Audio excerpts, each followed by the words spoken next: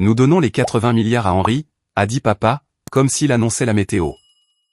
Puis il m'a regardé droit dans les yeux. Maintenant, pars. Tu es exilé. Ma mère a souri.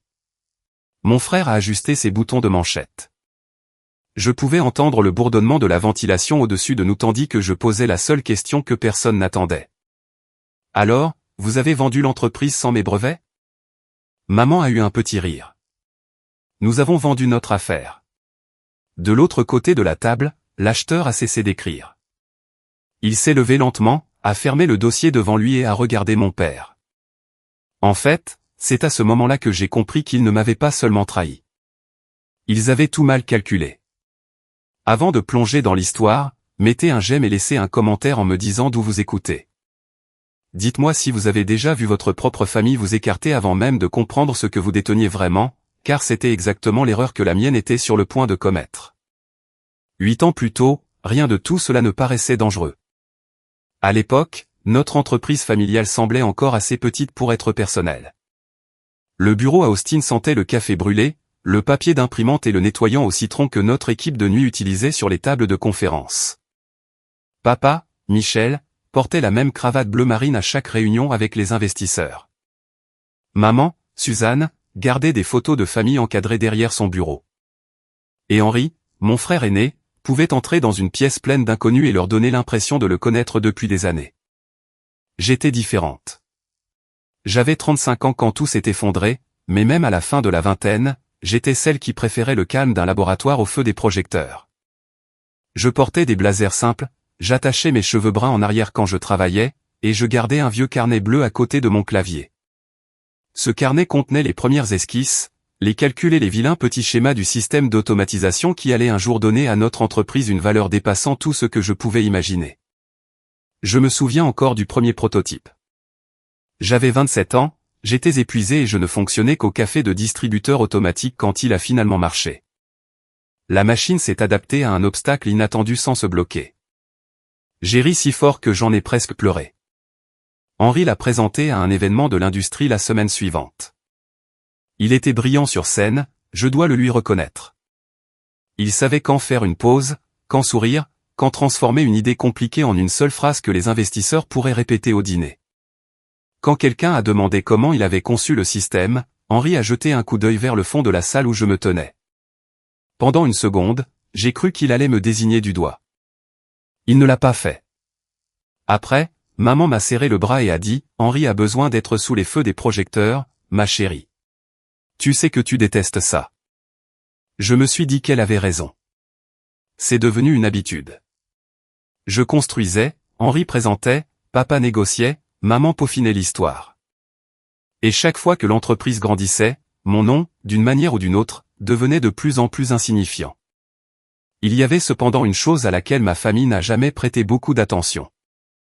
Avant même que l'entreprise ne vende un seul produit utilisant ma technologie, j'avais créé le système de base original sur mon temps libre, avec mon propre matériel et mes économies. Un spécialiste en licence m'avait conseillé de ne pas céder la propriété juste parce que je faisais confiance à ma famille. Alors, je ne l'ai pas fait. L'entreprise a reçu des droits étendus pour utiliser la technologie. J'ai conservé les brevets principaux et le droit d'approuver tout transfert en cas de changement de contrôle de l'entreprise. À l'époque, cela ressemblait à de la paperasse ennuyeuse. Des années plus tard, quand Henri a soudainement commencé à apparaître dans des réunions à huis clos concernant une acquisition massive, et que mes invitations de calendrier ont discrètement disparu, j'ai sorti ce vieux carnet bleu de mon tiroir de bureau. Pour la première fois, je me suis demandé si ma famille avait oublié ce que je possédais, ou si elle comptait sur moi pour l'oublier aussi. La première fois que j'ai entendu le chiffre, j'ai cru que j'avais mal compris. 80 milliards de dollars. Papa l'a mentionné nonchalamment pendant le dîner, en coupant son steak comme s'il discutait des revenus trimestriels au lieu de la plus grosse transaction que notre famille ait jamais vue. Henri était assis en face de moi, souriant dans son verre de vin. L'acheteur voit une valeur à long terme, a-t-il dit. J'ai remarqué la façon dont il a dit « acheteur », pas « partenaire », pas « investisseur ». Acheteur. Au cours des 2 semaines suivantes, les réunions à huis clos se sont multipliées. Henri était soudainement en copie de tout. J'étais en copie de presque rien. Puis un document est arrivé dans ma boîte de réception. Papa l'a qualifié de « formalités administratives de routine ». Je l'ai ouvert sur le comptoir de ma cuisine, avec un café froid à côté de moi et mon vieux carnet bleu à portée de main. Le langage était dense, mais une phrase m'a arrêté. Ils avaient besoin de mon consentement écrit pour transférer la licence technologique après la vente. Je l'ai lu 2 fois, puis une 3e fois. Le lendemain matin, papa s'est appuyé contre la porte de mon bureau et a souri. Signe ça, Sophie. Le service juridique doit régler les derniers détails. Pourquoi suis-je un dernier détail? Son sourire a disparu. Ne complique pas les choses. Maman a essayé une approche plus douce ce soir-là. Elle a appelé pendant que je pliais le linge et m'a dit qu'Henri était sous une pression énorme. C'est son moment, a-t-elle dit. S'il te plaît, ne transforme pas ça en une dispute sur la propriété. Une dispute sur la propriété, comme si les brevets étaient un désaccord familial au lieu d'une propriété légale. J'ai appelé Daniel. Pendant des années, il avait été la personne en qui j'avais confiance lorsque ma famille me faisait douter de mon propre jugement. Ne signe rien pour l'instant, m'a-t-il dit. Prends un conseil juridique indépendant. Pour la première fois depuis des jours, je pouvais respirer. Puis, 3 jours plus tard, je suis entré dans un restaurant près du centre-ville d'Austin et j'ai vu Daniel assis avec Henri. Il riait. Un dossier de contrat était posé entre eux. Daniel m'a suivi dehors. Il n'a même pas pris la peine de mentir. Henri lui avait offert un poste financier de haut niveau si l'acquisition se concluait. Un salaire énorme, une prime, un siège près du sommet. Tu savais ce qu'il me faisait, ai-je dit. Daniel a détourné le regard. Je sais où cette affaire va mener. Ça a fait plus mal que ce à quoi je m'attendais. Alors, j'ai trouvé Claire Moreau. Elle a lu le contrat de licence en silence, puis l'a tourné vers moi et a tapoté un paragraphe. Votre famille peut vendre ses actions, a-t-elle dit. Ils peuvent vendre les bâtiments, les contrats, l'équipement, la marque. Mais ils ne peuvent pas transférer vos brevets principaux sans votre consentement. Je l'ai dévisagé. Que se passe-t-il si je ne signe pas? Claire s'est penchée en arrière. Alors, ils ont une entreprise très différente à vendre. C'est à ce moment-là que quelque chose a changé en moi. Je ne savais toujours pas jusqu'où ma famille était prête à aller, alors j'ai décidé de ne pas les avertir. Je voulais voir ce qu'ils feraient quand ils penseraient que j'étais encore trop obéissante pour me battre. Une fois que j'ai cessé de prétendre que tout était normal, le schéma est devenu impossible à ignorer. Mon agenda a changé en premier. Des réunions auxquelles j'assistais depuis des années ont disparu sans explication. Mon accès à certains rapports internes a été réduit. Henri a commencé à se promener dans les locaux de l'ingénierie avec des gens que je n'avais jamais rencontrés, les présentant comme s'il avait construit l'endroit lui-même. Puis papa m'a appelé dans son bureau. Une seule enveloppe était posée sur son bureau. 50 000 $, a-t-il dit. Une sortie propre, sans drame. À l'intérieur se trouvait un accord de départ. Je devais démissionner, signer tranquillement le consentement de transfert, renoncer à toute réclamation future et accepter de ne pas discuter des circonstances de mon départ. Je l'ai regardé. Tu veux mes brevets pour 50 000 $? La mâchoire de papa s'est crispée. Je veux que tu arrêtes d'agir comme si cette entreprise tournait autour de toi. Cette phrase m'a suivi jusqu'à la maison. Claire m'a dit de ne pas réagir de manière émotionnelle, alors je ne l'ai pas fait. J'ai refusé par l'intermédiaire de mon avocate. C'est à ce moment-là que la campagne de dénigrement de maman a commencé. Au début, c'était subtil. Sophie est dépassée. Sophie prend les choses personnellement. Sophie a toujours eu du mal avec la pression. Des gens qui avaient passé des années à me demander de résoudre des problèmes techniques impossibles me parlaient soudain avec de petits sourires prudents. Comme si je pouvais me briser s'ils utilisaient le mauvais ton. Puis il y a eu le gala. Il était censé célébrer l'acquisition à venir. Le domaine familial brillait sous des lumières chaudes. Les verres s'entrechoquaient. Un trio de jazz jouait près de la terrasse. Les investisseurs se tenaient sous des photographies encadrées de notre famille souriante, tandis que des serveurs portaient des plateaux de champagne à travers les pièces où j'avais grandi. Henri était partout, serrant des mains, riant, acceptant les félicitations. Maman l'a présenté à un groupe comme étant la force motrice derrière notre technologie. J'ai entendu chaque mot. Je n'ai rien dit. Puis j'ai vu Mégane porteur des dossiers de présentation près de la salle à manger. Henri l'a arrêté. « Vous avez manqué un problème de formatage dans l'un d'eux », a-t-il dit à voix haute. Mégane a rougi. J'ai utilisé la version qu'on m'a donnée. Henri a ri. Peut-être que l'ingénierie a besoin de gens capables de suivre des instructions de base. Je me suis interposé entre eux. Cette présentation vient de mon équipe. S'il y a un problème, parlez-moi. Son sourire s'est évanoui. Tu ne supportes vraiment pas de ne pas être le centre de l'attention, ne serait-ce qu'une soirée, n'est-ce pas? J'ai failli rire de l'absurdité de la situation. Puis il a levé son verre de vin. Le mouvement a paru accidentel. Il ne l'était pas. Du vin rouge s'est déversé sur le devant de ma blouse crème et de ma veste sombre. Le silence s'est fait dans la pièce. Je pouvais le sentir imbiber le tissu, froid contre ma peau. Henri a écarquillé les yeux. Sophie, allons. Ça a glissé. J'ai regardé papa. Il fixait son verre. J'ai regardé maman. Elle s'est penchée plus près et a murmuré, « S'il te plaît, ne fais pas de scène. » Quelque chose en moi s'est finalement apaisé. Je suis allé aux toilettes et je me suis regardé sous les dures lumières blanches. Du vin rouge, des yeux fatigués, 8 ans d'excuses. J'ai ouvert mon sac. Mon vieux carnet bleu était à l'intérieur. J'ai passé mon pouce sur la couverture usée et j'ai appelé Claire. J'ai fini de les protéger. Le lendemain matin, toute communication passait par elle. Nous avons conservé les courriels, les paiements, les comptes rendus de réunion, les journaux d'accès et les enregistrements de sécurité. Claire a formellement notifié à l'acheteur que je n'avais consenti à aucun transfert de mes brevets. Papa a continué à pousser pour la clôture. Il pensait que 80 milliards de dollars le rendaient intouchable. Puis l'invitation à la réunion finale est apparue sur mon écran. J'ai fermé mon ordinateur portable, glissé le carnet bleu dans mon sac et me suis dirigé vers la salle de conseil.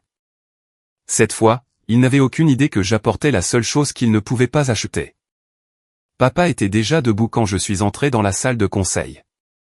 Henri était assis à côté de lui dans un costume anthracite, une cheville nonchalamment posée sur son genou. Maman avait une tasse en porcelaine devant elle, intacte. David Dubois et 3 membres de l'équipe juridique de l'acheteur occupaient l'autre côté de la table. Claire a pris le siège à côté de moi. Papa ne nous a pas invités à nous asseoir.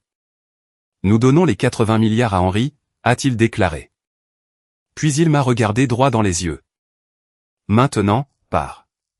Tu es exilé. Pendant une seconde, personne n'a bougé. J'ai regardé Henri. Il ne voulait pas croiser mon regard. J'ai regardé maman. Elle semblait presque soulagée. Alors, vous avez vendu l'entreprise sans mes brevets? Maman a gloussé. Nous avons vendu notre affaire. De l'autre côté de la table, David a cessé d'écrire. Il s'est levé. En fait, l'expression de papa a changé. David a fermé le dossier devant lui. Cette transaction n'a pas été clôturée. Le silence s'est installé dans la pièce. Les fonds n'ont pas été débloqués, a-t-il poursuivi. Et depuis ce matin, nous avons un sérieux problème de propriété. Papa s'est tourné vers moi. Qu'est-ce que tu as fait? Claire a répondu avant que je ne puisse le faire. Sophie n'a rien fait, si ce n'est refuser de transférer un bien qui lui appartient. Elle a posé le contrat de licence sur la table. L'avocat de David l'a ouvert à la section marquée. L'entreprise avait des droits étendus pour utiliser ma technologie, mais elle ne possédait pas les brevets principaux. Et si le contrôle de cette entreprise changeait, ces droits ne pouvaient pas être transférés à un nouveau propriétaire sans mon consentement écrit. David m'a regardé directement. Avez-vous signé ce consentement? Non. Henri s'est levé d'un bond de sa chaise. C'est ridicule. Elle travaille pour nous. Elle l'a construit ici. Pas le système original, a dit Claire. Elle a placé les registres de propriété à côté du contrat. Date, dépôt de brevet, dossier de développement.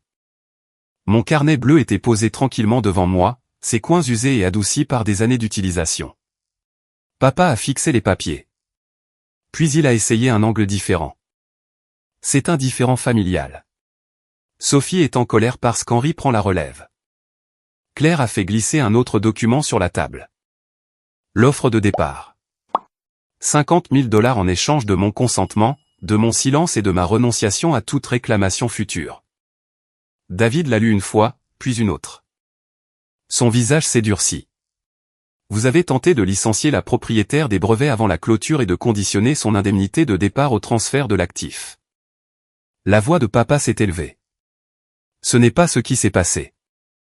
C'est exactement ce qui s'est passé, ai-je dit. Henri a frappé la table de la paume de sa main. Tu tiens en otage 80 milliards de dollars parce que tu es jalouse. Je l'ai enfin regardé.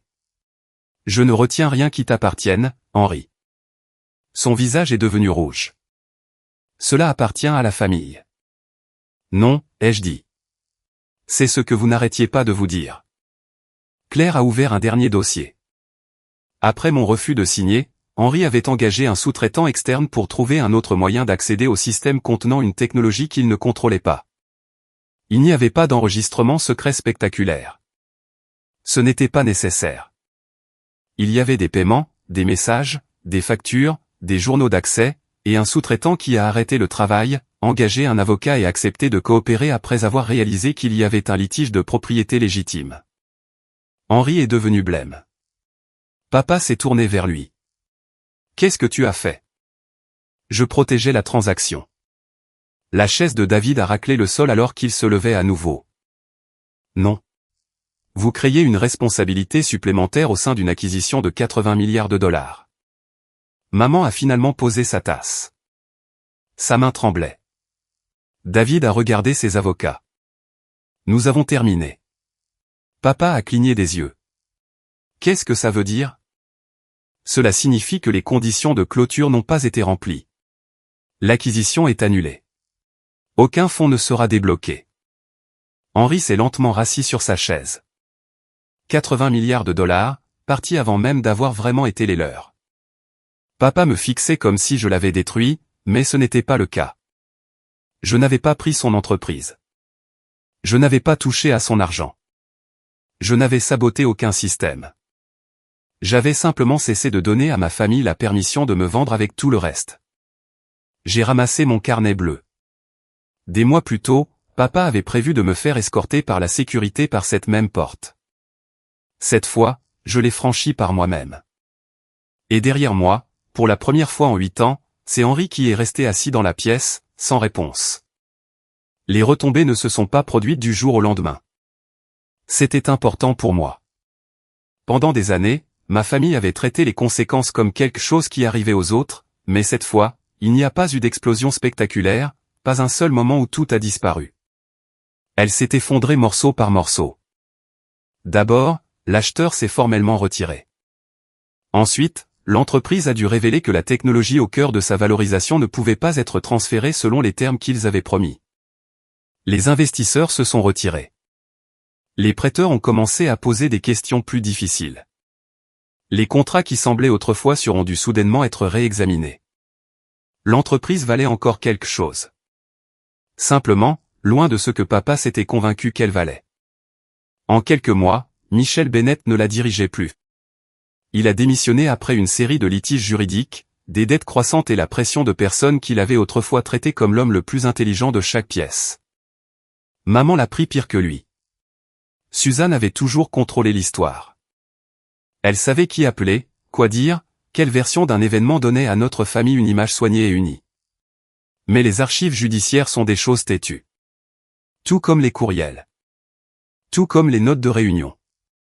Une fois que suffisamment de faits sont devenus publics, les gens ont cessé de répéter sa version de moi. Sophie était émotive, et devenue, Sophie avait refusé de céder ses brevets. Sophie était difficile, et devenue, Sophie avait demandé un avis juridique indépendant.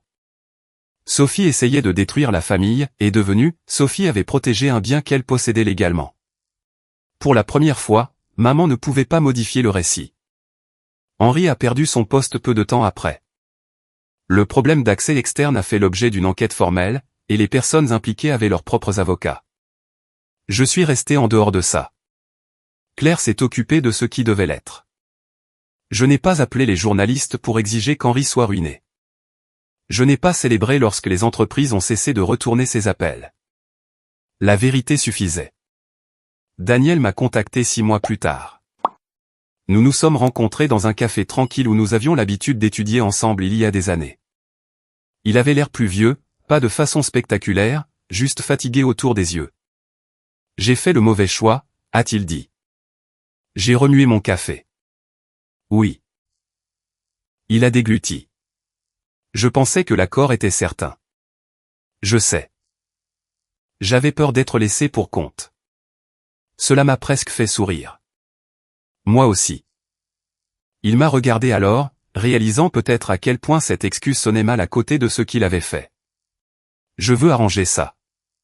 J'ai secoué la tête. Je ne te déteste pas, Daniel. Ses épaules se sont détendues. Mais je ne te fais plus confiance non plus. Elles se sont à nouveau crispées. Je suis parti avant qu'il ne puisse transformer des excuses en une autre négociation. À ce moment-là, Megan et moi étions en train de construire quelque chose de nouveau. Plus petit au début, plus propre. Le nom de chaque ingénieur restait attaché à son travail. Chaque inventeur savait ce qu'il possédait. Chaque accord était expliqué avant que quiconque ne le signe. Lorsque j'ai fait notre première présentation majeure, j'ai apporté mon vieux carnet bleu sur scène. Je n'en avais plus besoin. Je le voulais là. Un rappel de la femme qui se tenait autrefois au fond d'une pièce pendant que quelqu'un d'autre acceptait les applaudissements pour son travail. Près d'1 an après la réunion du conseil, maman m'a contacté. La santé de papa avait décliné. Il y avait des médicaments, des factures médicales, des rendez-vous qu'ils avaient du mal à couvrir. Elle a demandé de l'argent. Je suis resté longtemps avec ce message. Puis j'ai appelé Claire. Vérifier les factures, ai-je dit. Payer directement les frais médicaux essentiels. Claire a marqué une pause. Et mes parents? Ils n'ont pas accès à moi. Je n'ai pas envoyé d'argent liquide. Je n'ai pas exigé d'excuses. Je n'ai pas rouvert la porte. Ce soir-là, je me tenais près des fenêtres de mon nouveau bureau, surplombant Austin, quand Megan a appelé depuis la salle de conférence. Ils sont prêts pour toi, Sophie. J'ai pris le carnet bleu. Cette fois, quand je suis entré dans la pièce, personne n'attendait Henry. C'est moi qu'ils attendaient. Je pensais autrefois que la loyauté familiale signifiait se taire, donner plus et pardonner plus vite. J'avais tort. L'amour ne donne à personne le droit de posséder votre travail, votre avenir ou votre tranquillité d'esprit. Henry a perdu un accord de 80 milliards de dollars, mais cela n'a jamais été ma vraie victoire. Ma victoire a été de partir sans avoir besoin que ma famille admette ce qu'elle avait fait. Parfois, la frontière la plus solide est simplement de refuser de retourner à l'endroit qui vous a brisé. Si cette histoire a résonné en vous, dites-le moi dans les commentaires. Partagez-la avec quelqu'un qui en a besoin, et abonnez-vous pour plus d'histoires sur la reprise de votre pouvoir.